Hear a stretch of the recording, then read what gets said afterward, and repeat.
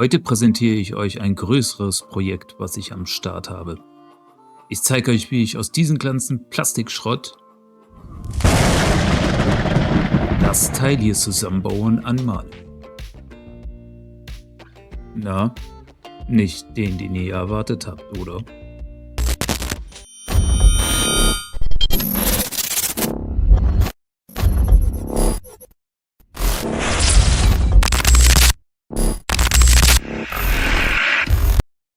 Hallo zusammen, willkommen. Na, wart ihr verwundert, dass ihr nicht Superman gesehen habt? Ja, es ist nicht Superman, es handelt sich um die Comicfigur Steel. Fragt mich nicht, ich bin kein Comic-Experte. Auf alle Fälle, als ich dieses 3D-Modell gesehen habe, fand ich das einfach nur mega und habe mir gedacht, also das Teil muss man machen. Das könnte herausfordernd werden, weil das komplett so einen Metallic-Look haben muss. Lange Rede, kurzer Sinn. Also, was seht ihr hier? Ich habe mit der Base angefangen und ich sage euch, die ist echt groß. Das konntet ihr gleich am Anfang, glaube ich, sehen. Allein das Teil ist so groß, das ist größer als 2 Hände von mir. Ich habe erstmal mit dem Grau angefangen und danach habe ich von Vallejo Dark Aluminium verwendet, das seht ihr hier gerade. Das habe ich dann vollflächig gebrushed. Außer an der Stirnseite, wo die Streifen sind, da habe ich das nicht gemacht. Da habe ich das nur in den Zwischenlücken gemacht. Danach kam das Vallejo Copper zum Einsatz. Das sieht aus wie Rost. Ich weiß gar nicht, was das für eine Farbe ist. Aber es sieht echt cool aus. Und da die so kräftig ist, habe ich dann auch nochmal mit einem dunklen Grau nachgebrushed.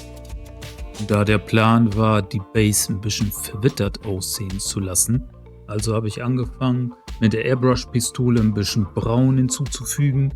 Und ich habe zwischenzeitlich auch immer mit Citadel Dragunov Nightshade, das ist so eine Art schwarz-bläulich, ja, so kann man es beschreiben, schwarz-bläulich, überall auf der Base eingesetzt.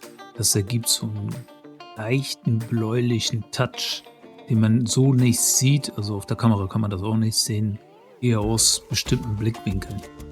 Das ergibt dadurch im Nachhinein einen schönen Effekt auf der Base. Diese Absperrstreifen, die ihr da seht, die habe ich alle dann mit Gelb gebrushed.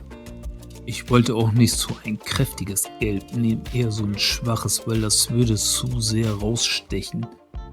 Das würde mir persönlich dann nicht so sehr gefallen. Die kleinen Säulen der Base, die habe ich dann noch zum Schluss mit Shining Silber und so einer schwarzen Waschfarbe verfeinert. Das Äußere habe ich mit dieser Waschfarbe gemacht, dass es ein bisschen dunkler wird, und diesen Innenraum, sage ich mal, davon, das habe ich dann mit Shining Silber gebrushed.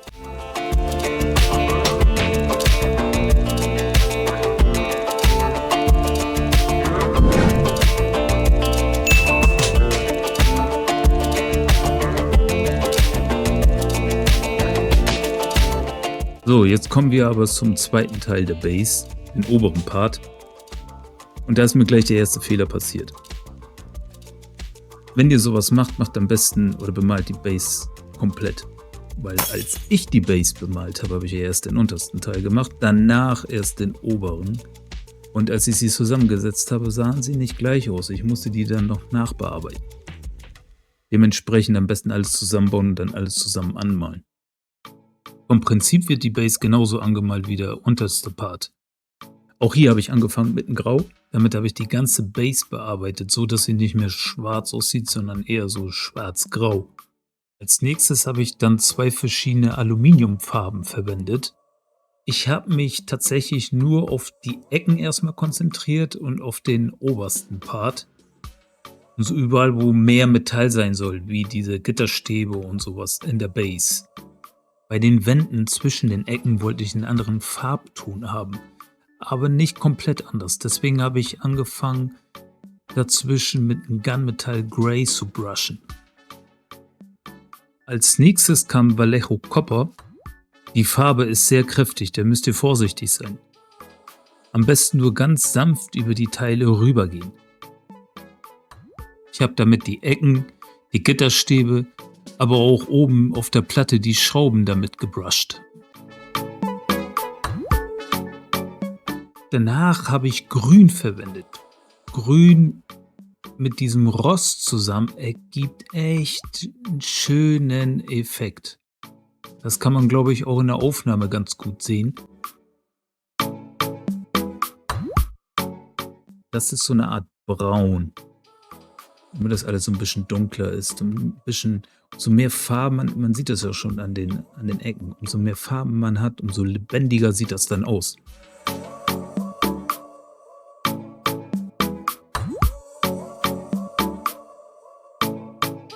Und dann habe ich eine Rostfarbe verwendet. Die habe ich ganz vorsichtig aufgetragen. An den Gitterstäben und an den Ecken.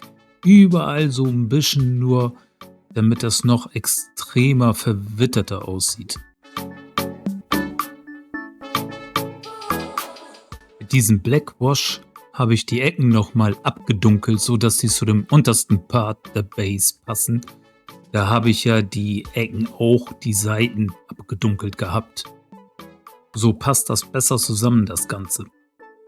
Hier habe ich mir auch was angetan. Ich habe alle Kugeln mit Shining Silver angemalt. Also ich schwöre euch, das hat elendig lange gedauert.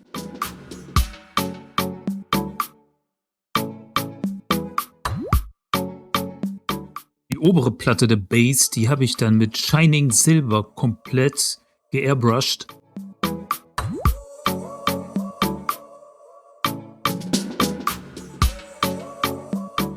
Das Mittelstück der Platte sollte einen Unterschied zu dem Shining Silver darstellen.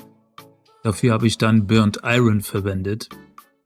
Erstmal habe ich die Farbe geairbrushed und das Feintuning habe ich mit einem feinen Pinsel dann gemacht.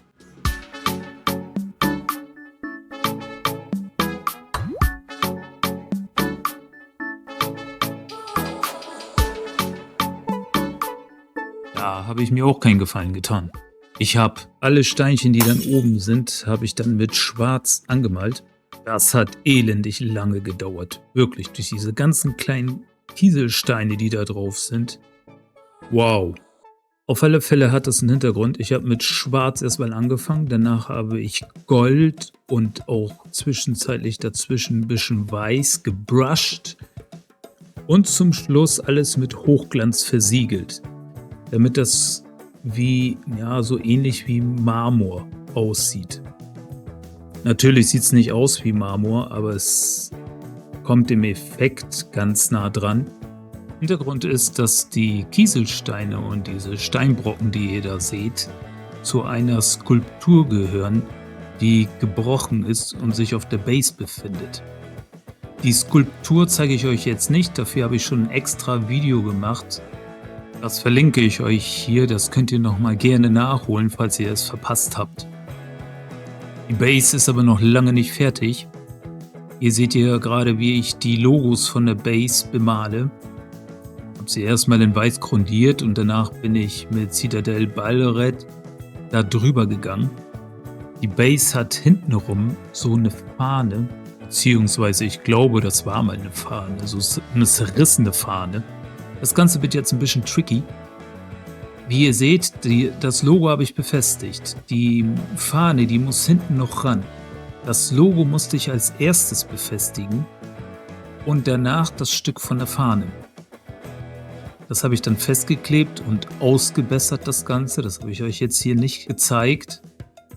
Und da ich ja airbrushen musste ich die Base erstmal komplett mit Klarsichtfolie einwickeln. Nicht, dass ich sie komplett wieder versaue. Als erstes habe ich dann Weiß verwendet und dann bin ich mit Citadel Balleret da drüber gegangen. Das gleiche habe ich dann auch hier beim Umhang von Steel gemacht. Erstmal mit Weiß grundiert und dann mit Rot drüber gegangen. Der Umhang besteht hier aus 2 Parts. Das kleinere Stück, was ihr gerade gesehen habt, was ich bemalt habe, und das größere. Da habe ich aber einen entscheidenden Fehler gemacht. Ich habe nämlich das kleinere Stück mit Weiß, also das Weiße habe ich mit der Hand grundiert, also mit einem Pinsel. Und das Rote habe ich auch mit einem Pinsel bemalt. Beim größeren Stück habe ich das aber mit der Airbrush-Pistole gemacht. Und wie ihr es gerade gesehen habt, Wenn ihr das zusammentut, dann seht ihr, dass es die gleichen Farben sind, aber ein absoluter Unterschied da ist. Also blieb mir nichts anderes übrig, als den Umhang zusammenzukleben, auszubessern und dann komplett alles erneut airzubrushen, so dass das eine einheitliche Farbe ergibt.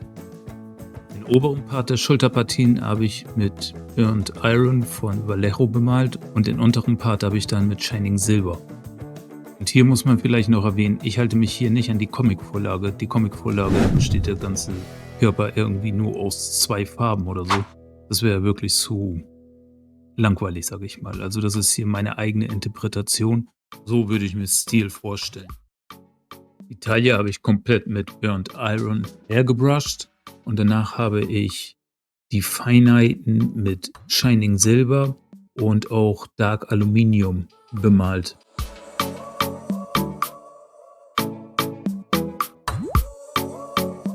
Shining Silver. Ich glaube, Shining Silver ist die Farbe, die ich am häufigsten verwendet habe bei diesem Modell. Und ich muss euch aber sagen, das ist keine gute Farbe. Also die deckt nicht gut ab. Ich musste teilweise 2-3 Mal drüber gehen, bevor die gut abgedeckt hat. Ja, somit kann ich euch die Farbe nicht empfehlen. Ich würde an eurer Stelle eher ein anderes Silber verwenden oder so. Ich habe das jetzt genommen, weil ich es im Regal hatte. Ich wollte das mal ausprobieren. Schwierig, würde ich sagen. Wie ihr seht, ist der ganze Körper eigentlich schon fertig bemalt. Ich mache jetzt hier nur die Kleinteile. Den Körper an sich habe ich mit Graphitpulver gemacht. Dazu habe ich auch schon ein Video gemacht, das verlinke ich euch hier. Das könnt ihr euch ansehen. Deswegen habe ich den Körper hier nicht mit aufgenommen. Die Armaccessoires habe ich eigentlich frei Schnauze bemalt. Ich habe mir gedacht, umso mehr Variation ich da drin habe, umso besser. Damit das nicht so langweilig aussieht. Ich habe dafür die üblichen Farben verwendet. Burnt Iron, Dark Aluminium und Shining Silver.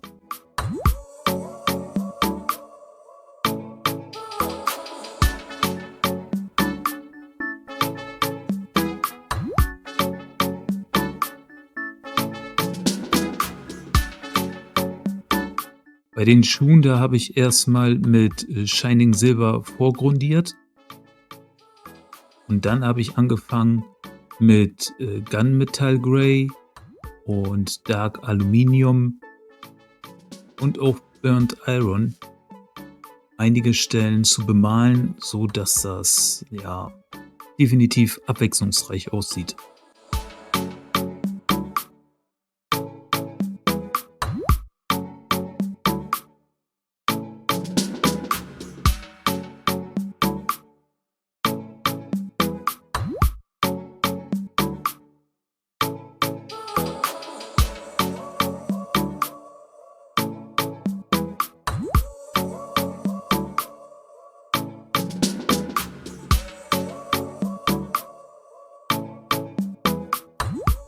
Wir sind ja jetzt schon fast beim Schluss angekommen.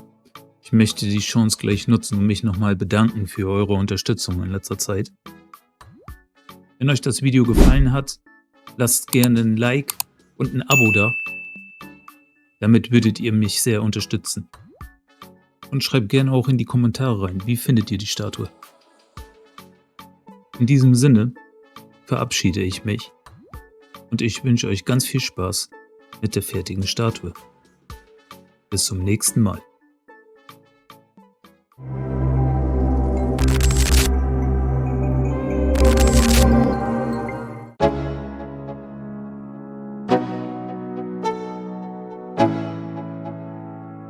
Let's go. Yo. I'm like an addict, do I gotta have it. I ain't even playing, got a really bad habit. If it moves, gotta grab it. Fuse like a magnet, lose, won't have it till I'm doomed in a casket. I ain't playing, got a weird mind. If you work 8 hours, I'ma work 9. If the shit tastes sour, you should taste mine. I'ma stay in power for a long time. Get up, nah, I ain't a quitter. Toss me the ball, I'm a really big hitter. Big picture, I'm a straight killer. Rising the song to the highest bidder.